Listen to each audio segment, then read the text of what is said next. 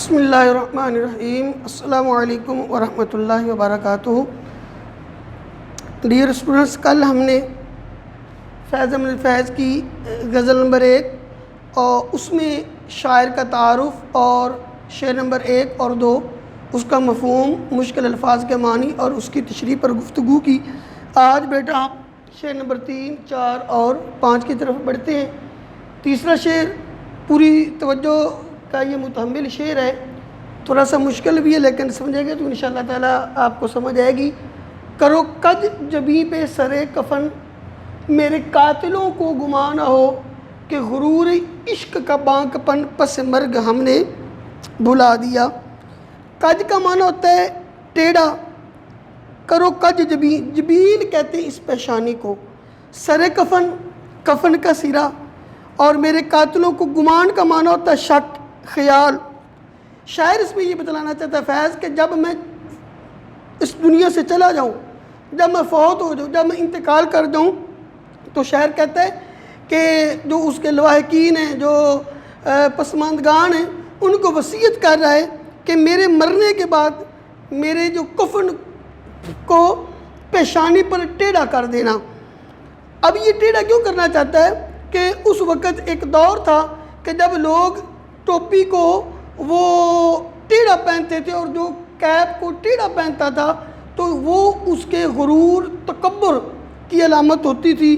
تو شاعر ایسے کہتا ہے کہ جب میں اس دنیا سے چلا جاؤں تو میرے کفن کو میری پیشانی پر ٹیڑھا کر دینا، اس لیے کہیں قاتلوں کو جو میرے جان کے درپے ہوئے ہیں، جو مجھے قتل کرنا چاہتے ہیں، جو مجھے مارنا چاہتے ہیں، جو مجھے اس دنیا میں دیکھنا پسند نہیں کرتے، اور ان کی یہ خواہش اور تمنا و جستجو ہے جو اس بات کے متقاضی ہے کہ یہ بندہ اس دنیا سے چلے جائے، تو میرے قاتلوں کو ایسا گمان ہو کیا کہ غرور عشق کا بانک پن۔ بانک پن کا معنی شوخی، تکبر، فخر، کہ غرور عشق کا بانک پن، کہ عشق کا جو بانک پن تھا اس کا غرور کہیں ایسا نہ ہو کہ پس مرگ ہم نے بھلا دیا، کہ مرنے کے بعد، پس مرگ مرنے کے بعد میں نے بھلا دیا ہو۔ دوبارہ سمجھیے، شاعر یہ کہنا چاہتا ہے کہ جب میں مر جاؤں تو میرے پیشانی پر میرے جو کفن کے سرے کو ٹیڑھا کر دینا، اور جو میرے کفن کو تم ٹیڑھا کرو گے، یہ اس بات کی علامت ہوگی کہ یہ مر تو گیا ہے لیکن مرنے کے بعد اس نے جو عشق کا بانک پن اور عروج تھا وہ ختم نہیں ہوا۔ تو کہتا ہے میرے قاتلوں کو کہیں گمان ہو کہ میں مر گیا ہوں لیکن میرا عشق کا غرور ختم ہو گیا نہیں، جب میں خود تو چلا جاؤں گا، میں بولوں گا تو نہیں، لیکن میرا جو وہ ٹیڑھا ہوا وہ کفن ہے، وہ اس بات کا وہ عکاسی ہوگا کہ یہ مر تو گیا ہے لیکن عشق کا غرور وہ ختم نہیں ہوا۔ تو اس کا مفہوم جو انہوں نے دیے وہ بھی سن لیجیے کہ دوستو، مرنے کے بعد پیشانی پر میرا کفن ٹیڑھا کر دینا تاکہ میرے قاتلوں کو یہ خیال نہ آئے کہ مرنے کے بعد اس کا غرور اور بانک پن ختم ہو گیا۔ اب اس کے حوالہ کا شعر دیکھ لیجیے۔ حق پرستی کی سزا جانتا ہوں میں۔ شاعر کہتے ہیں کہ جو حق پرستی، جو حق کہنا، اس کی سزا میں جانتا ہوں کہ اس پہ چھنتی ہے قبا۔ جانتا ہوں میں جو حق کہنے والا ہوتا ہے تو پھر اس سے جو عزت کی جو چادر ہے اس کو کھینچا جاتا ہے۔ ایسے ہی اب بھی دماغ دوستو اپنا ہے عرش پر، اب بھی دماغ دوستو اپنا ہے عرش پر، گو آسمان خاک میں ہم کو ملا دیا۔ اگرچہ آسمان نے ہمیں گرا کر زمین پر پھینک دیا لیکن اس کے باوجود جو میرا دماغ ہے وہ عرش پر ہی ہے۔ ایسے ہی ایک اور حوالے کا شعر کہ غرور گل بدن قائم رہے گا، یہ اپنا بانک پن قائم رہے گا۔ گل بدن یعنی ایسا جسم جو پھولوں کی مانند ہو، ایسے ہی چہرہ مایوس پر بھی بانک پن آیا تو ہے، ہم کو ہر حالت میں جی لینے کا فن آیا تو ہے۔ تو یہ میں نے اس کے حوالے کے شعر، مفہوم اور مشکل الفاظ کے میں نے معنی بھی بتلا دیے۔ پھر سن لیجیے، کج کا معنی ہوتا ہے ٹیڑھا، جبیں کا معنی ہوتا ہے پیشانی، سر کفن، کفن کے سرے کو میری پیشانی پر ٹیڑھا کر دینا، قاتل، قتل کرنے والا، گمان، شک، وہم، کہ میرے قاتلوں کو ایسا گمان ہو کہ غرور عشق کا بانک پن، کہ عشق کا غرور کا جو بانک پن تھا پس مرگ مرنے کے بعد ہم نے بھلا دیا، تو ایسا نہیں ہوگا۔ اب بڑھتے ہیں آگے تیسرے شعر کی طرف کہ ادھر ایک حرف کے کشتنی، یہاں لاکھ عذر تھا گفتنی، جو کہا تو سن کے اڑا دیا، جو لکھا تو پڑھ کے مٹا دیا۔ اس میں جو لفظ کشتنی ہے اس کا معنی ہوتا ہے اپنا قتل کیے جانے کے قابل، اور عذر بہانہ گفتنی کا معنی ہوتا ہے کہے جانے کے قابل، گفتگو کو کہتے ہیں۔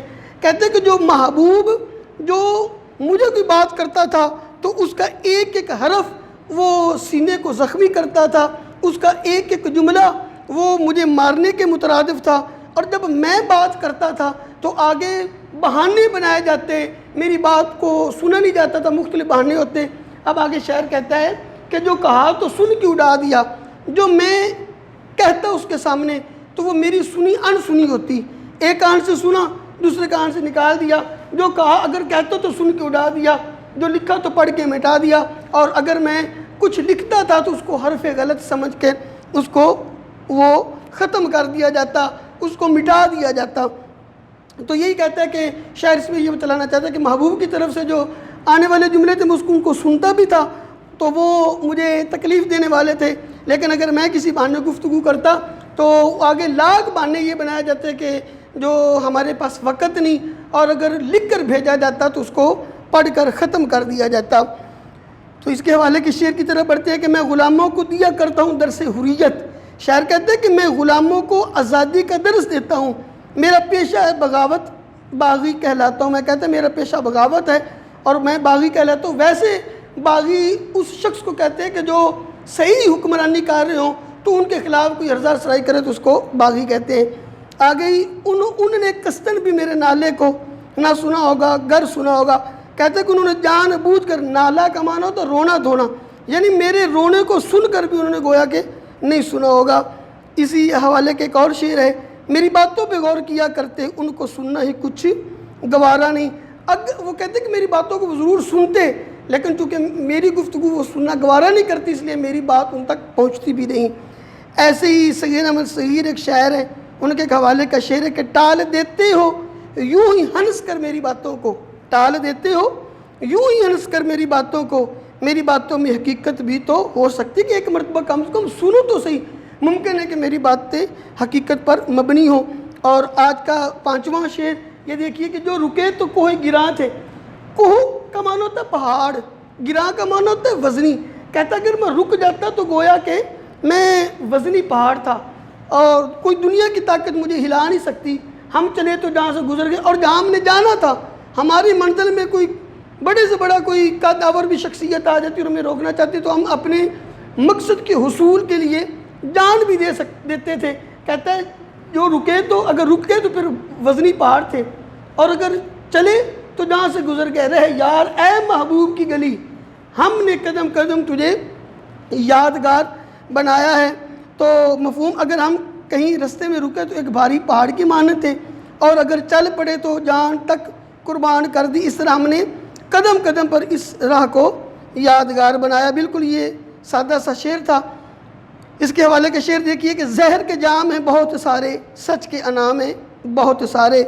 اور یہ فیض احمد فیض کا اگلی غزل میں یہ شعر آیا، بڑا کمال کا شعر ہے اور اکثر پیپر میں آتا ہے کہ جس دھج سے کوئی مقتل میں گیا وہ شان سلامت رہتی ہے، یہ جان تو آنی جانی ہے اس جان کی تو کوئی بات نہیں۔ اس کی وضاحت انشاءاللہ تعالیٰ جب یہ شعر آئے گا پھر اس پر میں کروں گا۔ آگے یہ بڑا مشہور شعر ہے کہ خون دل دے کے نکھاریں گے رخ برگ گلاب، ہم نے گلشن کے تحفظ کی قسم کھائی ہے۔ کہتا ہے کہ ہم نے خون کا دل دے دے کر وہ گلاب کی پتیوں کو ہم نے نکھارا ہے اور ہم نے گلشن، بوستان، باغ اور گلستان کے جو حفاظت کی ہم نے قسم کھائی ہے۔ تو بیٹا آج ہماری یہ فیض کی پہلی غزل بھی مکمل ہوگی ہے، کل انشاءاللہ تبارک و تعالیٰ مزید نئے لیسن سے حاضر ہوں گا، تب تک آپ اپنے خیال رکھیے۔ السلام علیکم ورحمۃ اللہ وبرکاتہ۔